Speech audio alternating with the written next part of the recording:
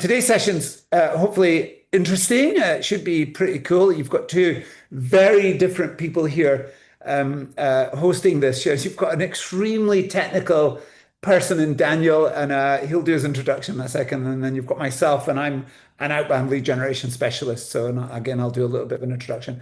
The session today is 90 minutes. It's a pretty light session in that there's content and then a lot of conversation. There's a lot of smart people here today, a lot of people that know a lot and will have questions. So the idea is to work our way through the content. There is a lot of change going on in the world at the moment, as we all know, within marketing and lead generation, and there's not a definitive answer to the way ahead. So these conversations should get you thinking, get you stimulated, and that's the purpose of it. So I'm going to hand you over to Daniel. He's going to introduce himself, and then I'll introduce myself, and then we'll get going. Thanks, Fraser, for the introduction. Very happy to do this again with you. So the topic of today is why marketing is the real revenue driver, and it is. So very short introduction about myself. So I've been for 15 plus years in marketing. I used to have my own digital marketing agency where I already worked together with Fraser. I exited that. I've been a global marketing partnership director for one of the most successful unicorns in Southeast Asia. So we did about $300 million revenue, 30 million profitability. Now I'm a fractional, so I work fractional CMO. I recently finished last week my fractional job at Osam. So it's incorporation and accounting software like a Xero, competitor of a Xero. I work very closely together with Fraser, and we love to talk about lead gen. So feel free to connect with me on LinkedIn. I also hold sessions at Executive Global Network, like we did this morning, also talking about lead gen, and some of you attended that are online currently. So great to see all of you.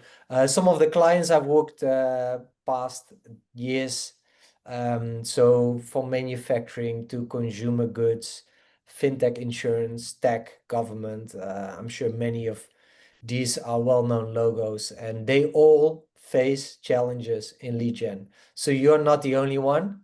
Many people face challenge in lead gen, whether that is B2B or B2C or sometimes even B2G. So happy to talk more about this later. And now over to you, Fraser. So Fraser and I know each other already for a long time. I think back 12 years ago when I came to Singapore, I met Fraser and I was directly very impressed about how he does his sales. Very different.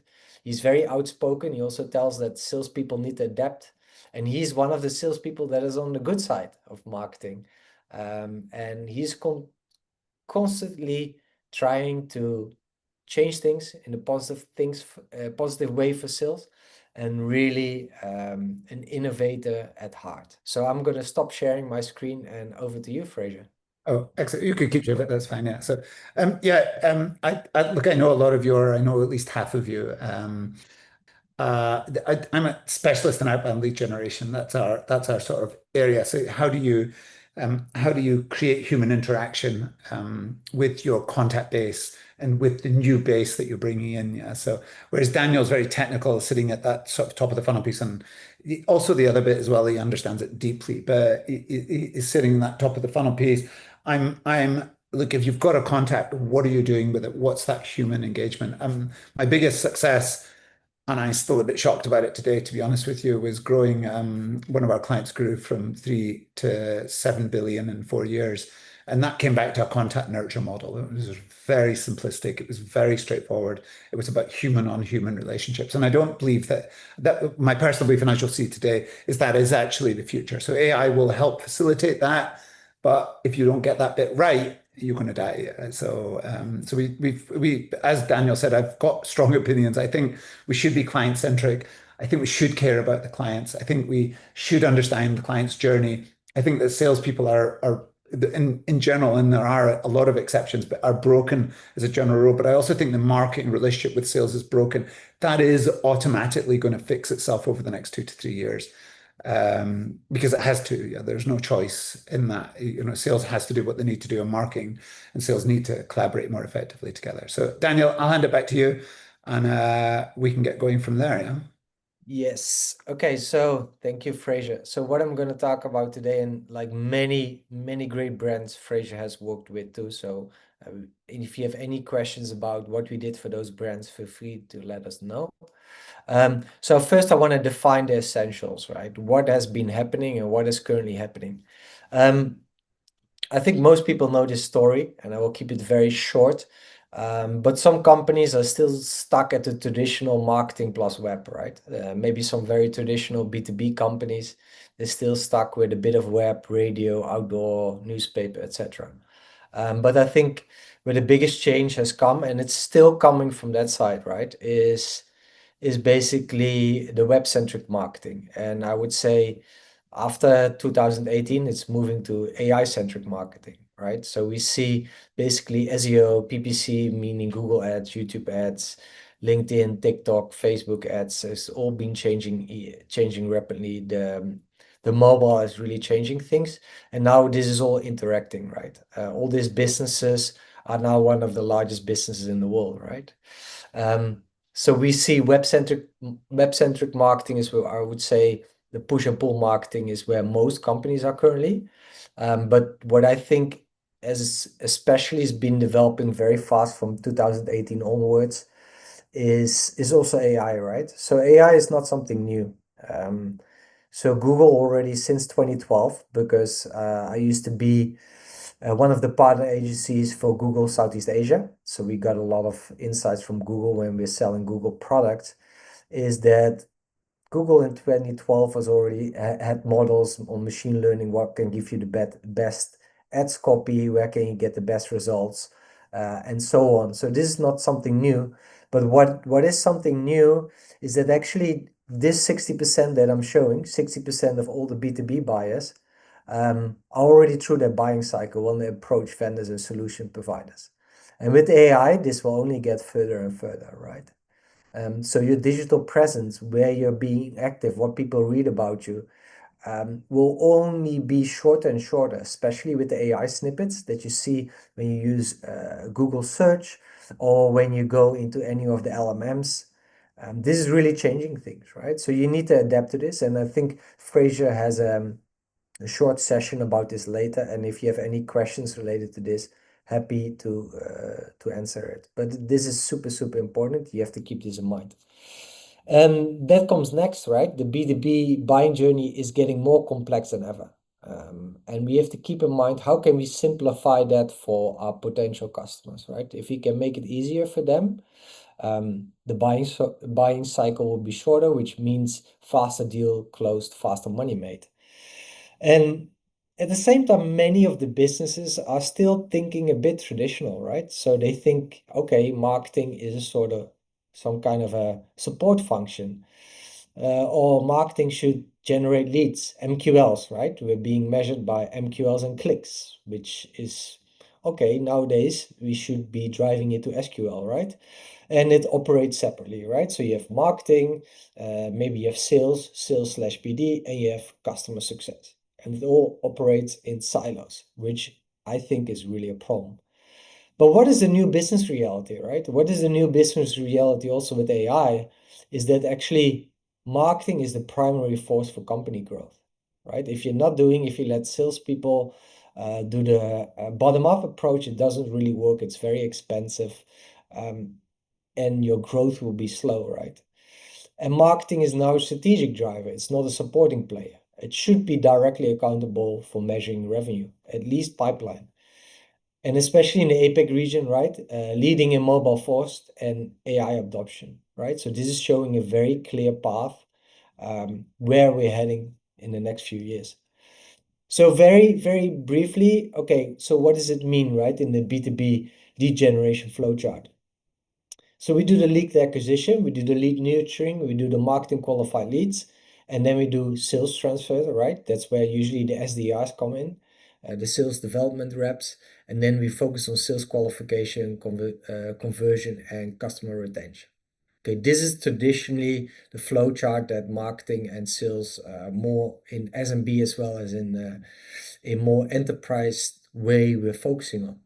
But how can we work on this actually effectively together? Um, that is actually what we want to talk about, right? We actually want to be focused on how can we drive all the way pipeline to SQLs, right? So I took this great part where I talk about the 6 stages of a B2B sales funnel, right? So we have the awareness, and anywhere where you see SEO in here, it also means AI, right? It also means optimizing for LMMs, which you can do with tools like Ahrefs or other tools out there, right? So awareness, interest, consideration, intent, evaluation, purchase, right? And this is all the parts that marketing has to do all the way till the deal is closed and then make sure the onboarding goes smooth. Marketing should be in charge of this. And why it should be in charge? Because we will make sure that in the end you're really driving that revenue, you're really driving those leads, right? So that is super important. And also keep in mind that this should be a unified growth driver in outbound action. So, like Fraser is saying, um, sales and marketing are like brother and sister. You fight, you do love each other, but sometimes there are good times, there are bad times. But in the end, you need to work on this together, right? You need to together. You need to identify who do you want to talk to. You need to build a list, right? You need to start a conversation like a human, right? We're selling to humans. Although we got AI nowadays, we still need to sell things like to humans, right? Move the conversation to your turf, right?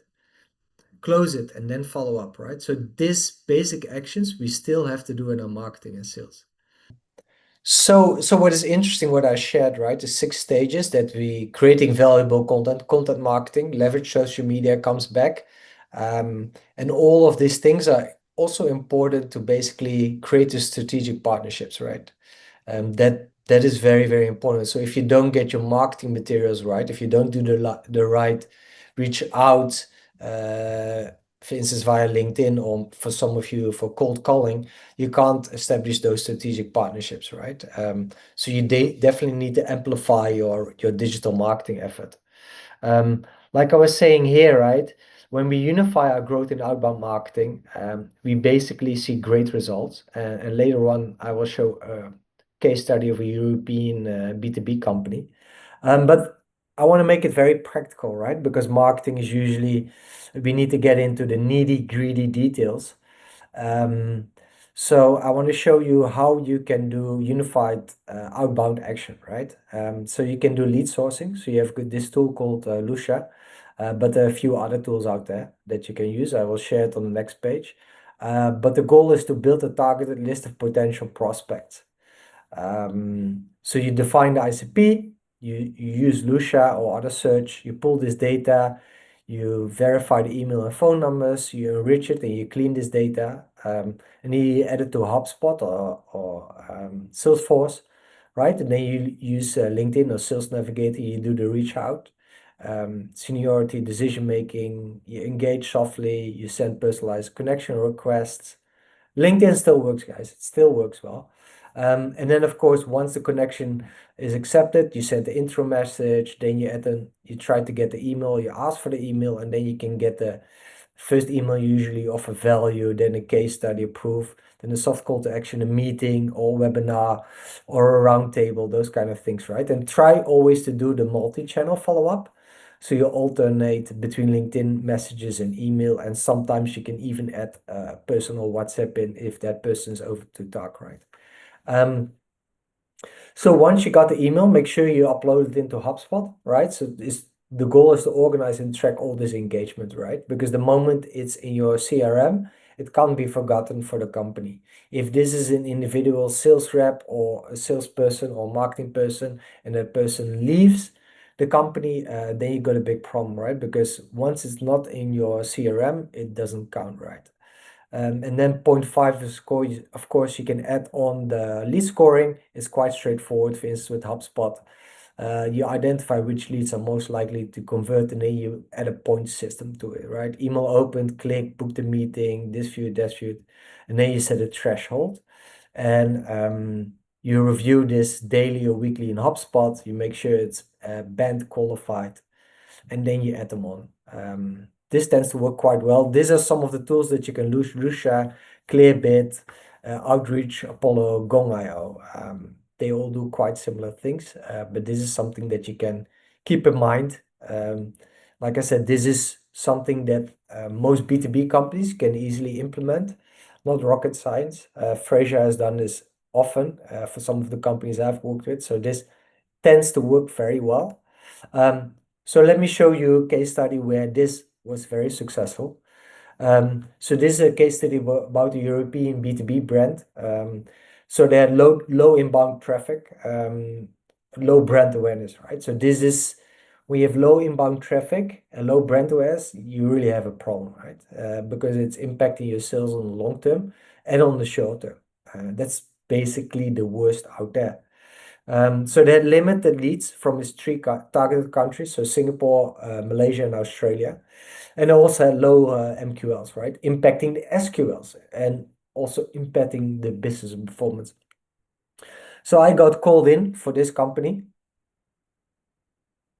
by the MD to help his head of sales and his head of marketing to basically make sure that they reach target within 6 to 9 months. Um, so what we did, we basically understand the customer journey, the buying process. So we improve SEO, content, and outreach LinkedIn, right? So usually any content that you have, you also need to amplify it, and that can be done by a Google, LinkedIn, or whatever ads that reach your audience, right? So you increase the traffic back to the website, and then usually you try to combine it either with webinars or in real life events, and then the sales team can also connect with them. So this is all enterprise focused. And we see then usually over time we get a better conversion rate on the website. And also for any B2B solution out there, it is still very important that you have country specific websites. So if you are active in Singapore, Malaysia, Australia, Scotland, UK, whatever you call it, you need to have localized landing pages, but also localized websites. The better you do this, uh, Google will index this better, right? Because they will always prefer localized pages compared to global pages. So if you get the opportunity to localize this, do it. You will see a massive difference. This takes a bit time for indexing, usually 2 to 4 months. But if that's done, you will see a big increase in traffic. So what they saw, right? Last 6 months, last 12 months, that they had bad numbers. It was no good, guys. It was really no good. And then the next 6 months, basically, they upped their numbers quite a fair bit. And this is a software company, right? So big deal sizes, but there's a lot of growth. And then, funny enough, by June, they reached their target already. So everybody was very happy. This was my client for 4+ years. So very happy working with them. But this is one of the great experience if marketing and sales, outbound lead gen, everybody works together successfully. You optimize well, you put the right pieces in place. In 6 months, you can really deliver already great success. My view on lead generation is slightly different to the majority of companies and the majority of marketing and sales, in that I think we have to look after our base of contacts. Our base is where the revenue is. Yeah. So you've got your top of funnel, it's coming in, but on top of that, you've got your base contacts that we meet, and we should be strategically nurturing them for 10 years. So we're playing the long game here. Unfortunately, we tend to be measured by ROI, and the ROI is pretty short term, 3 months, 6 months, a year. On a campaign, it's even quicker. But these campaigns can produce, and they can produce 2 years, 3 years, 4 years later if that content's nurtured the right way. And we'll talk about this after I'm finished presenting on this. But if we take a look at this, like the bottom line is AI marketing is sort of the theme of what's going on in the world at the moment. And yes, it potentially is a problem. At the moment, it's not. At the moment, it hasn't sorted itself out. It could easily be another year, 2 years, and it might actually not make a dent in anything SEO might carry on. I mean, who knows? but we should be trying to adapt, taking advantage of it, and so on and so forth. So the following presentation sort of covers that. Now, there's a basic axiom in marketing that 3% of people are active buyers. So that's 3 in 100. There's not much, right? 7% know they have an issue but aren't looking, and 30% have a problem that you could solve but aren't aware. And for various reasons, 60% of people will never buy you. And I'm not going to have a discussion about that. This is a principle rather than a fact. Yeah. So we want to be thinking, well, everybody's fighting over this 3%, but what about the other 37%? These are the right people in the right organizations that at some point over the next 5 years are going to have a need for your product. So personally, I don't mind. You can talk to me whenever you want to talk to me. I met a guy yesterday in Singapore from Australia who'd been watching content of mine since before COVID that I'd never interacted with. I hadn't had a conversation with him, lovely chap. And we had a lovely coffee in Singapore when he was visiting from Australia. And so these things happen, right? Time is your friend, even though it's not how you tend to measure yourself. So how do you make this work? The sort of three core parts: getting yourself set up, optimizing what you've got, and again using AI, and then managing it on an ongoing basis. So I don't know if you heard of GEO before, but generative engine optimization is the thing that's coming. This is the language of AI optimization. I mean, there's this is what they say it's going to be. So it's about using generative AI to get your content out there. Yeah. So and that's a different topic, and it's something I know nothing about. So I'm not even professing that. What I do know about though is if I've interacted with someone and I've had a human interaction with them, that nurture model as it moves forward has to be very, very well structured. And if you take the time to do that properly, you're going to find that you make a lot of money from that, a lot. So you're going to have two channels. You're going to have the marketing thing with your normal model, and then you're going to have this piece that rotates around your existing database of contacts. So optimizing lead gen, AI doesn't engage with the 37% because it's not proactive. AI at the moment is not actively going out there and interacting. It's a place that the 3% go to ask questions. I've got a problem. How do I do this? I need to get a website. Where do I get it from? So actually what's working is coming back to simple lead generation, right? So we've got networking, events, cold calling, groups that own closed database, partners, centers of influence, existing clients, chambers. These are not going to change. This is an amazing thing. So it's part of your marketing strategy. It has to be in there now, and it hasn't been there for 20 years. We've salespeople are notoriously order takers and notoriously not doing outbound lead generation. I mean, my experiences in sales, they're not building their profiles the right way on LinkedIn. They're not presenting knowledge the right way. They're not sharing content because they're being driven by short-term transactional behaviors. Whereas really as an organization, we should be doing that, I agree, but also doing the other, which is interacting over time. Yeah. So, and these channels are AI proof. You get that, right? If you get that right, then there's nothing, there's only you that's going to, you're the quality of what you do that's going to make the difference. So but you should be measuring certain things. What is the volume of leads coming from these other sources? What is the quality? What is the conversion to meetings? What is the conversion to revenue?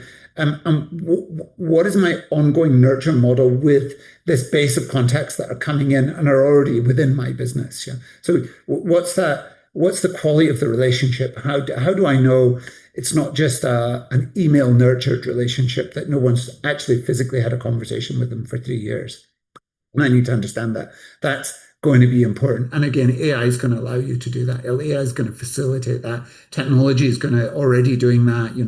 We were talking about Gong there, and other platforms are going to help and support you on this. Moving forward, though, you need a content plan. You need to be creating content. If you're not creating content, if you're not building assets, if you've not got a nurture plan, if sales and marketing are not accountable, if you're not having these real human engagements with people, then you're missing the point. So the money's there, right? There isn't a shortcut. And there never has been a shortcut. If you nurture your base of contacts with real human relationships, you will be in front of your competitors and other companies. So it's I sort of try and get this point across. If I meet you on LinkedIn and maybe we have a couple of messages, it's very different if we've had a 15-minute face-to-face call or I met you at a networking event. It's different, right? The opportunity post that to maintain that relationship is strong if you have a strategy and a plan to do that. And you have a window. If I will say to people, if you meet someone at a networking event and you haven't interacted with them in 48 hours, they've forgotten who you are. Yeah. So you need to interact, start a conversation with. So, as an example, I meet someone at the FinTech Festival. We talk about the heat in Singapore. And I might say, hey, it's lovely meeting you. We really enjoyed the chat. How did you cope with the heat at the end of the day? Yeah? So they will remember that conversation at that point, and that starts the human dialogue. Yeah? And that's what we're trying to do. We're trying to stay front of mind with that type of methodology. The key, though, is the categorization. Again, I have a different take on this. I'm not a fan of SQLs. I'm not a fan of MQLs, but then I'm not a marketing person. So what I'm interested in is the right person in the right company that falls into that 40%. So could they buy from me? Is there a strong possibility that I can interact with them over the next 5 years? I'm grading them A, which is high value, high potential, mid value, mid potential, low value, low potential. So if someone's low value, high potential, or low value, high mid potential, I'd move them into group B and I'd nurture that relationship on that basis. Yeah. So everybody needs a category because as you move forward with your contacts, you are going to invest time with them. Yeah. So you're with your A contacts, for me, I'll meet them every 3 months. I'll have a coffee, I'll have lunch. Maybe there's 50 people there that are my A, maybe slightly more that I'm nurturing and I'm physically meeting them. I'm jumping on a Zoom call with them. I'm sharing some information with them. And our view of my A contacts is I want to interact with them every 2 weeks. Yeah. So now that might be subtle. That might be an invite to a webinar. That might be quick WhatsApp message saying hello. It might be a coffee. It might be I'm going to be in your area. Do you want to get lunch? Or it might be, hey, are you going to the FinTech Festival? So all of these are touch points, and they're all relevant. But with my A's, I'm very fastidious with it. With the B's, it's a softer touch point. It might be every 6 months. It might be every year. And then the C's, we're just running webinars, email campaigns, giving them access to assets, that they can use that don't cost us human time. Yeah. So so that sort of leads me into that asset creation thing. Yeah. So AI lets you build assets in a way that we've never been able to do it before. It's nuts, right? I love video, right? I've always liked video.